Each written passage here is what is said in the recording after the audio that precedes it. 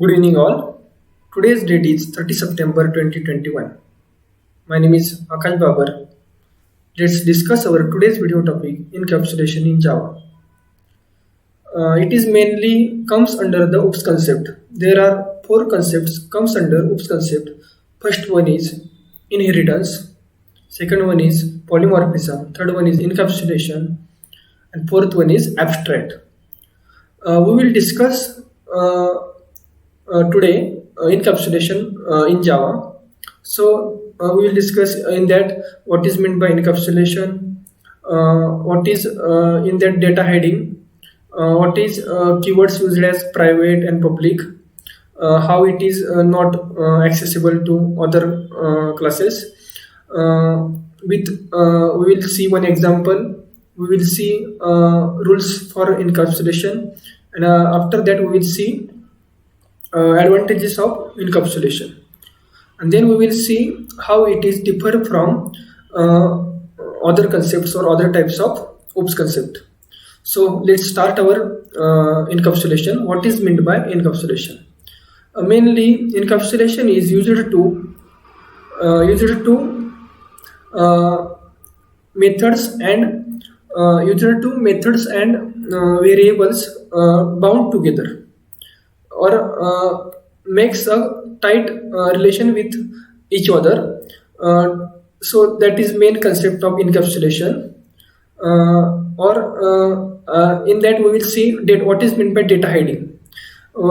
Data hiding is that if we created in one class some variables that we created with the help of private keyword, and with the help of private, that is not accessible outside the class, only accessible within that method in that class. So that is data hiding concept in that encapsulation. Actually, in encapsulation, in one class there is variables and methods, and variables are only accessible only within the method. So we will discuss why we using private keyword for variables or data members, and how we use methods in that keywords.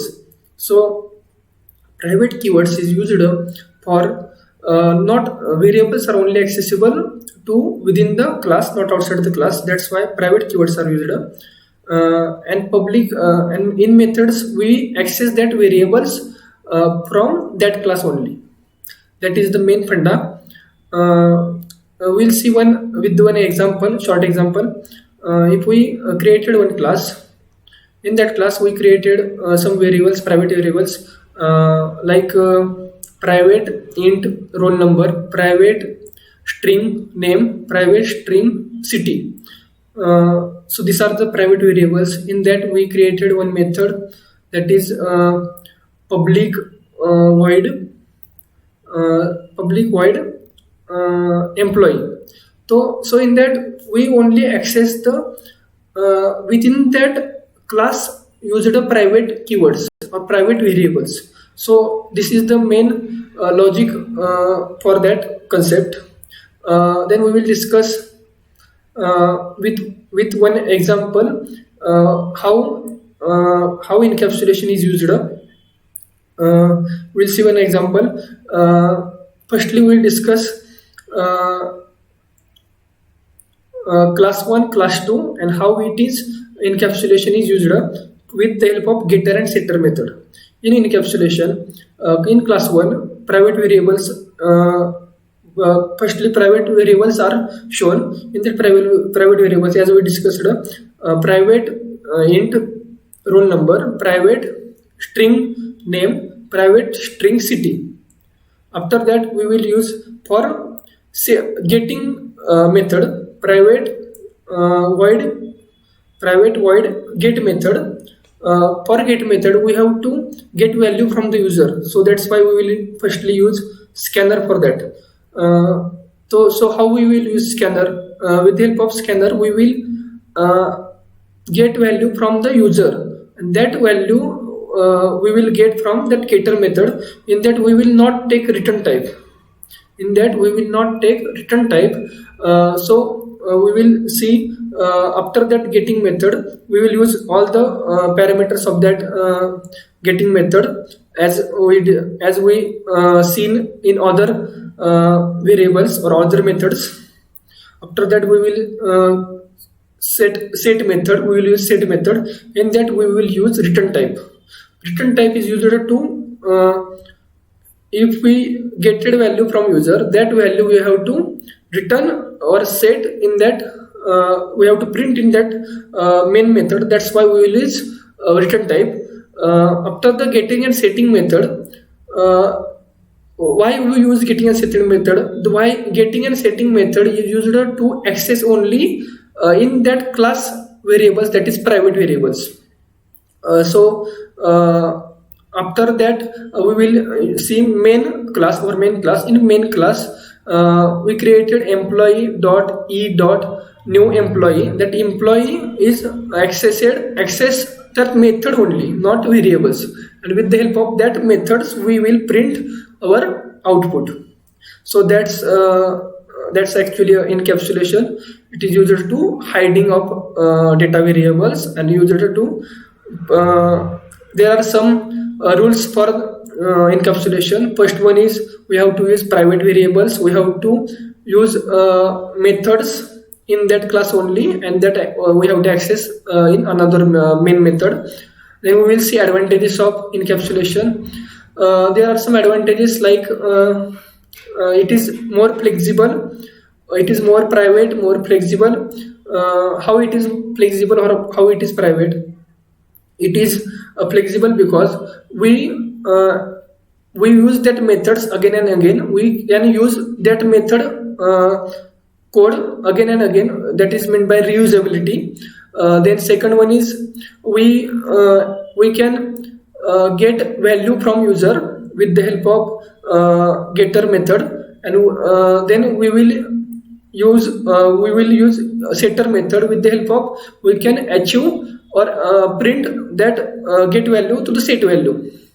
Then we will see how it is different from other OOPS concept, because in inheritance we add entire class to the we add entire class to the other class. In encapsulation we don't do that. We only uses variables of that class to the methods only. So that is one difference between encapsulation and inheritance. Other difference is we in inheritance entire class is added. That's why some privacy issue can be found. In encapsulation that is resolved also. Then we will see in abstract and polymorphism some things are also same, like in inheritance. So in encapsulation some main advantage is that it can be a variable can be a private only. If we see variable is public, then that variable can be used in within outside the class. If we use that variable private, so it can be only used within that class methods only. So that's the reason for we are using private keywords. So in encapsulation, it is used to protect the entire class from the outside the class, outside that class. So that's the main reason we are using that encapsulation method. Encapsulation method is used to